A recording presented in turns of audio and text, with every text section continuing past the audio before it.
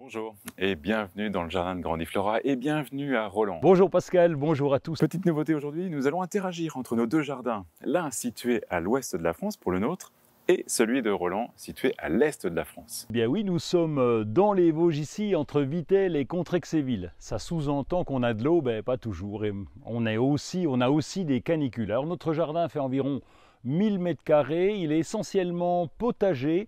On fait des mélanges, on mélange un peu tout, il n'y a pas vraiment de culture en rang. On utilise aucun produit, ni chimique ni biologique bien entendu. Et puis on a une serre de 25 m², des carrés potagers et 350 variétés comestibles. Sur la côte ouest, là, nous venons vraiment de vivre une semaine compliquée. C'est comme si on avait eu cette montée en pression depuis le mois de juin où progressivement on a atteint des summums. Et la semaine dernière, on a eu plusieurs journées à 37 degrés et des nuits qui étaient autour de 22-23 degrés. Donc vraiment, la nature ne s'est pas reposée. Et des plantes que je pensais bien tenir, en fait, ont montré que c'était le coup de bambou. Les feuilles sont tombées, elles se sont mises en mode survie. Donc vraiment, une semaine très compliquée. Et on le voit encore avec cette hortensia. Je l'avais déjà exprimé dans les autres précédentes semaines.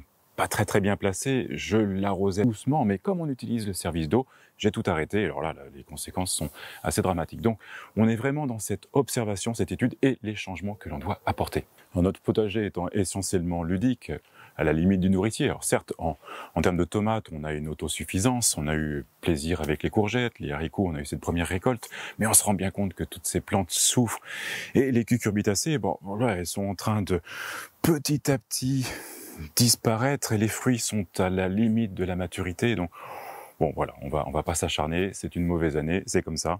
Pas évident évidemment pour les cucurbitacées, tu as raison, mais on va diviser les cucurbitacées. Lorsqu'il s'agit de courgettes, là tout va bien parce qu'elles ont un cycle relativement court. Pour les courges, c'est beaucoup plus long. Donc avec une canicule, la peau va devenir beaucoup plus dure, c'est normal, il faut se protéger du soleil. Alors ce qu'on peut faire, c'est les récolter un peu en anticipation avant qu'elles soient flétries complètement, et on peut faire des pickles au vinaigre. C'est facile, on coupe en petits morceaux, on rajoute du vinaigre, un peu de plantes aromatiques avec, et c'est très bon. Autre sujet sur ces choux. Je sais pas si tu les vois, je sais pas si toi tu as les mêmes séquelles. On va avoir notre premier chou ici qui, je pense que c'est le système racinaire qui a été joliment grignoté. Pas près de manger de la choucroute. Non, c'est clair. Puis j'en ai que 6 en plus, donc en plus j'ai pas le droit à l'erreur. Et puis regarde après, là tu vois, en une semaine, c'est incroyable, totalement grignoté.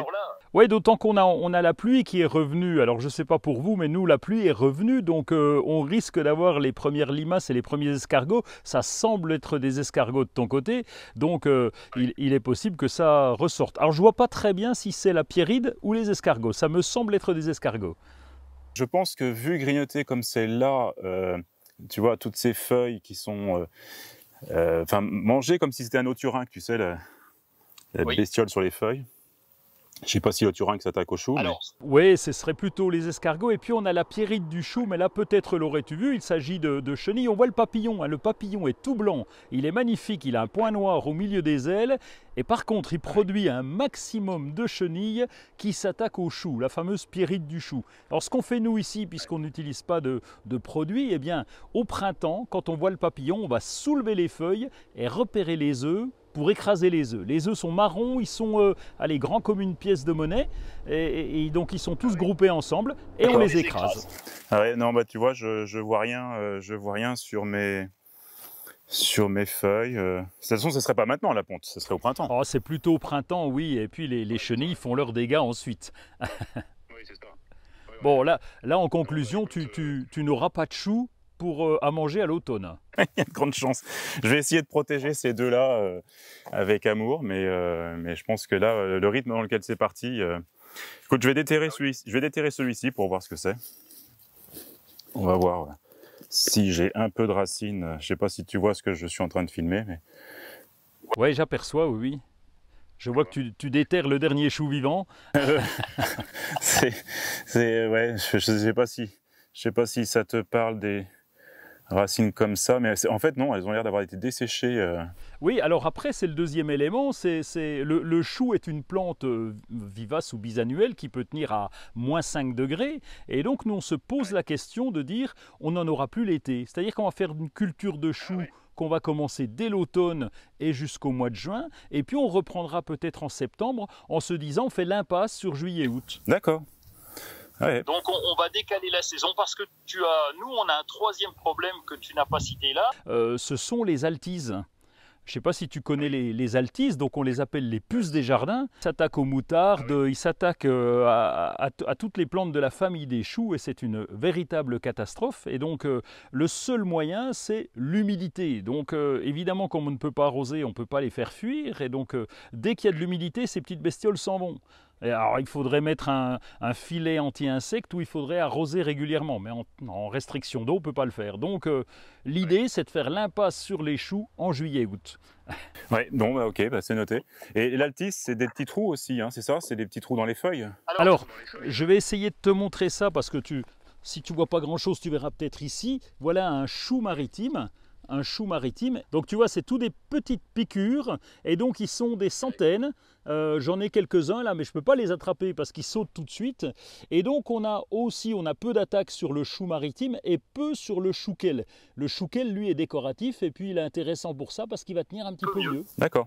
Tu étais en train de dire que le seul chou pour l'été, ça serait le chouquel. C'est celui, alors je dis pas qu'il est super résistant, mais il tient un petit peu mieux quand même, puis il fait beaucoup de feuilles, alors il est frisé, et puis on le mange, il est bon aussi, hein. On fait des chips de chouquel qui sont à tomber par terre également, hein. Donc c'est un chou qui est intéressant quand même, et décoratif. Bon, bah ok. Donc là, autrement, contre les escargots, bah, on est dans l'éternelle lutte par nos petites ferramoles, ou alors les collectes par de la bière dans des petits récipients? Alors on a arrêté la bière, nous. T'as arrêté la bière? Que Lorsqu'on met des pièges à bière, eh bien, ça a plutôt tendance à les attirer. Donc si on met des pièges à bière, c'est plutôt en bordure de potager côté voisin.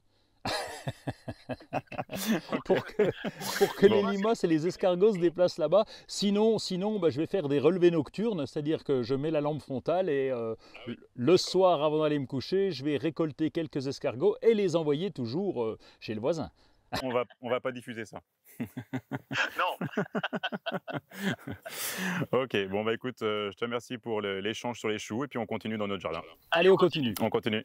Bon, on vient de plaisanter avec Roland sur la bière. Effectivement, il y a plusieurs luttes au niveau des escargots et des limaces.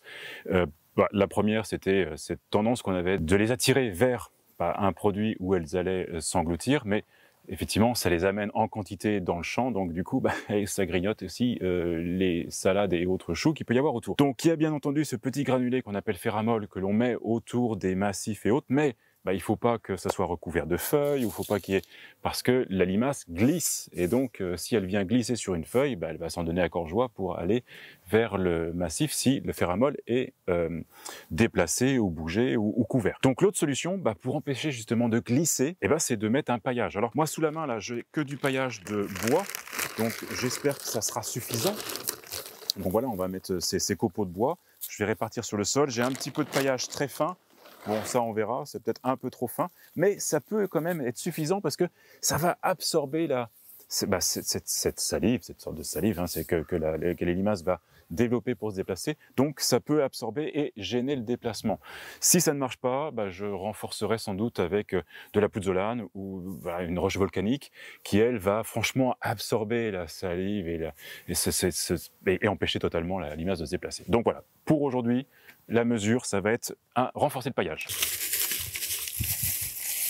Voilà, j'espère que vous avez apprécié cet échange autour du chou principalement et bien entendu du contexte général de nos jardins. On vous retrouve demain, on va poursuivre notre échange par rapport principalement à la gestion de l'eau. Donc plein de choses encore à apprendre. On va débattre ensemble sur notre approche de comment on va adapter nos jardins dans les semaines à venir pour préparer les prochaines canicules qui, on n'a aucun doute, vont arriver. Donc voilà, il est temps de préparer nos jardins. On vous retrouve demain soir, jardinez bien.